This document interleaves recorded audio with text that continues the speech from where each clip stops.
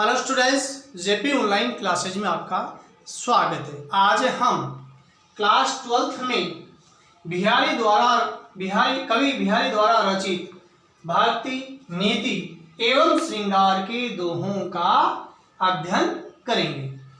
कहत नटत रीचत घीचत मिलत खिलत लजिया, भरे बहुन माई करत हैं नेननु हिंग सौ बार। ये जो दोहा है, इस दोहे में कवि बिहारी ने नायक और नायिका के नेत्र संकेतों और लज्जा आदि का वर्णन किया है। शब्दार्थ देखिए। कहत कहना, नटत मना करना, रीझत रीझना, खिलत प्रसन्न हो जाते हैं, लजियात लज्जा हो जाती है, भरे भवन में अर्थात व्यक्तियों के द्वारा भरे हुए भवन में, नैननु संकेतों से। अब इस दोहे का भावार्थ है कि कहत नटत रीजत कीजत मिलत किलत लजियात, भरे भावन में करत है नैनन हूं ही सो बार। यहाँ एक सखी दूसरी सखी से कहती है कि नायक और नायिका भरे भवन में सभी व्यक्तियों के सामने नेत्रों के संकेतों से बातें करते हैं। कहत नायक द्वारा नेत्र के संकेत से अभिसार प्रस्तुत किया जाता है तो नायिका मना कर देती है। नायिका के मना करने की कला को देखकर और नायक रीझ जाता है। इसके कारण से नायिका को और अधिक खींच होती है। मिलत इस तरह संकेत करते रहने से उन दोनों के नेत्र प्रेम से मिल जाते हैं, वे आपस में प्रसन्नचित हो जाते हैं। लजिया, परंतु वहां अन्य लोगों को देखकर उन्हें लज्जा भी होने लगती है। अब इसमें विशेष क्या बात बताई गई? नायिका अपनी प्रीति को सार्वजनिक नहीं होने देना चाहती, यानी सबके सामने, अतः आंखों से ही अपने मनोभाव व्यक्त कर रहे हैं।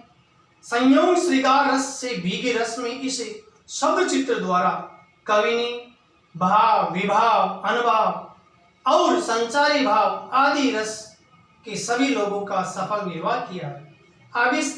अब उन्हें बता रहा हूं, कवि ने भाव, विभाव, अनुभव और संचारी भाव आदि रस के सभी अंगों का सफल निर्वाह किया है।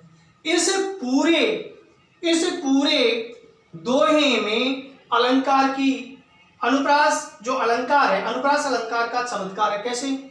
तय तय तय तय तय तय तय, बार बार वर्ण की आवर्ती होने के कारण से और अनुप्रास अलंकार का चमत्कार है। इसके अलावा इस पूरे दोहे में विभावना अलंकार है। क्यों?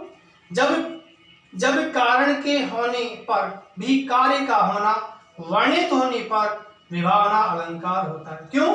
क्योंकि इसमें श्रृंगार रस के अनुभवों की कुशलता से व्यंजना की गई है। अब अगला देखिए। कागज पर लिखत न बनत, कहत सरेसु लजात, कही है सबू तैरो हियो मेरो हिये की बात। इस दोहे में प्रसिद्ध पति का नायिका के आदर्श प्रेम का वर्णन किया गया, यानी इसमें पति प्रदेश चले जाने पर नायिका के आदर्श प्रेम का जो स्वरूप है इसमें प्रकट किया गया है। इस दोहे में मैंने बताया प्रसिद्ध पति का, यानी इसका अर्थ होता है पति प्रदेश चले जाने पर दुखी नायिका। शब्दार्थ देखिए। कागज कागज, न बनत नैवनत का होता है नहीं हो पा रहा है। संदेशु संदेश, लजात लज्जा से, कह ही है कहेगा। अब हियो तेरो हियो तुम्हारा हृदय, हिये हृदय। अब इसका भावार्थ देखिए। कागज पर लिखत न बनत, कहत संदेश लजात। इसमें इसके अंतर्गत इसमें ये बताया गया है कि मुझसे कंप श्वेत, कंप यानी कंपकपी, श्वेत पसीने से, अश्रुपात आंसू गिरने से, और विराग्नि की जलन के कारण से कागज पर लिखा नहीं जा रहा है। कहत संदेशु लजात। इसके अलावा तथा दूत आदि को मन की व्यथा कहने में लज्जा से संदेश कहा नहीं जाता है। कहेयु सब तेरो हियो, मेरो हिये की बात। और वैसे भी तुम्हारा हृदय मेरे हृदय की सब बातें कह देता है। अर्थात मेरी दशा का तुम्हें अपनी हृदयानुभूति से पता चलता है। अब इस दोहे में विशेष क्या बात होता है? नायिका का अभिप्राय है कि पत्र में या संदेश वाक्य के द्वारा जो भाव में व्यक्त नहीं कर सकी उसे तुम स्वतः अनुमान से समझ लेना। अब इसमें कौन सा अलंकार है? इसमें विरोधाभास अलंकार है। वास्तविक विरोध नहीं होते हुए भी जहां विरोध का आभास प्रतीत होता है वह विरोधाभास अलंकार होता है। अब देखिए, तेरो हियो मेरो हियो, तेरो हियो मेरो हियो, तेरो हियो तुम्हारा हृदय, मेरो हियो मेरा हृदय, यानी बार बार शब्द की आवृत्ति हो लेकिन अर्थ अलग अलग हो, वहां यमक अलंकार की छटा होती है। अब मैं बता रहा हूं, जब कोई शब्द अनेक दो या दो से अधिक बार आए, अर्थ प्रत्येक बार भिन्न हो, कभी कभी पूरा शब्द दोबारा नहीं आकर उस शब्द का अंश दोबारा आ जाता है, तो वहां उस अवस्था में यमक अलंकार होता है। देखिए, कहत सबे बेंदी दिए अंकु 10 गुनाऊ हो तू, तिये लीलार बेंदी दिए अगनितु बढ़तु उधौतु। इस दोहे में नायिका की मुख्य शोभा का अतिशय वर्णन किया, यानी बढ़ा चढ़ाकर कवि ने नायिका की मुख्य शोभा का वर्णन किया है।